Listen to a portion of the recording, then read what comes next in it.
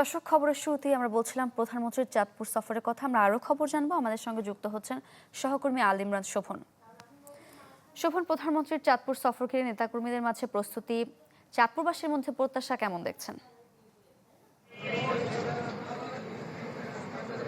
দীর্ঘ ২২ বছর পর প্রধানমন্ত্রী তারেক রহমান চাকরি আসছেন। তার আগ্রহ তিনি চাকরির মধ্যে বেশ কিছু ইতিমধ্যে আইন শৃঙ্খলা বাহিনী কঠোর নিরাপত্তা ব্যবস্থা নিয়েছে। আমি উন্নতি দেখি সময়ের সাথে সাথে দেখা দেয় নিত্য নতুন প্রয়োজন। রেডি থাকতে হয় প্রতি মুহূর্ত। তাই এলো ইনোভার, যেন আপনি লাইফে থাকেন রেডি প্রতিদিন। Innova, designed for now.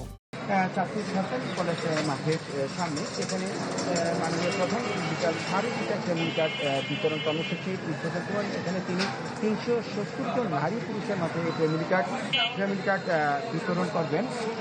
উনি এর আগে চাঁদপুর সদর উপজেলার ঘোষেরহাট এলাকার খাল খনন কর্মসূচি উদ্বোধন করবেন। পাশাপাশি তিনি চাঁদপুরের শাহরাস্তি উপজেলাও তিনি সেখানেও খাল খনন কর্মসূচি উদ্বোধন করবেন। এছাড়া বিকালে চাঁদপুর ক্লাবে দলীয় নেতাকর্মীদের সাথে মত বিনিময় করবেন। তাকে আগমন যে চাঁদপুর কুমিল্লা সড়কের দুপাশে নেতাকর্মীর অধীর অপেক্ষা করছেন তাকে বরণ করার জন্য। আমাকে একটি বিষয় জানিয়ে যেহেতু দীর্ঘ ২২ বছর পর প্রধানমন্ত্রী চাঁদপুর সফর করছেন, সেখানে তার আগমন থেকে চাঁদপুরবাসীর মধ্যে বেশ উৎসব উদ্দীপনা রয়েছে এবং প্রত্যাশাও রয়েছে। তাদের দাবি, যেহেতু চাঁদপুর কুমিল্লা সড়ক অনেক পুরনো একটি সড়ক, একটি 2 লেনের সড়ক, এই সড়কটি যাতে 4 লেন উন্নতি করা হয়, পাশাপাশি চাঁদপুরের বেকার যুবকদের কর্মসংস্থান সৃষ্টির লক্ষ্যে যাতে একটি ইপিজেড স্থাপন হতে পারে। এছাড়া চাঁদপুরে যেহেতু নদী তীরবর্তী একটি জেলা, এখানে নদী ঘাটের সমস্যা রয়েছে এবং চাঁদপুরের এই নদী রক্ষা যাতে একটি স্থায়ী বাঁধের ব্যবস্থা করা যায়, সেটিও চাঁদপুরবাসী বেশ দাবি জানিয়েছেন।